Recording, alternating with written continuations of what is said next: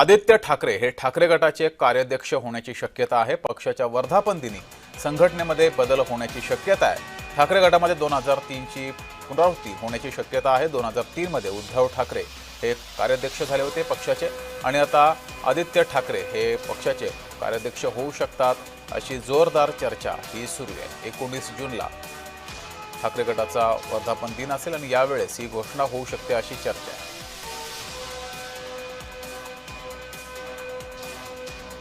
जे निर्णय असतात ते पक्षामध्ये शिवसेना पक्षप्रमुख उद्धव ठाकरे यांच्या नेतृत्वाखाली घेतले जातात। माननीय उद्धव ठाकरे सुद्धा कालांतराने पक्षाचे कार्याध्यक्ष झाले होते। श्री आदित्य ठाकरे यांचं नाव समोर आलं असेल आपल्या माध्यमातून तर नक्कीच त्याचं स्वागत केलं पाहिजे। तरुण पिढीच्या हाती नेतृत्व देताना या सगळ्या गोष्टीचा विचार केला पाहिजे की पुढलं राजकारण हे तरुणांच्या हातातच जायला पाहिजे। 19 तारखेला आदित्य ठाकरेंना कार्याध्यक्ष नेमणारे अशा चर्चा ज्या येत आहेत, मला वाटतं ही इतिहासाची पुनरावृत्ती आहे। असाच प्रकार शिवसेना प्रमुख हयात असताना उद्धव साहेबांनी केला होता, ते कार्याध्यक्ष झाले होते।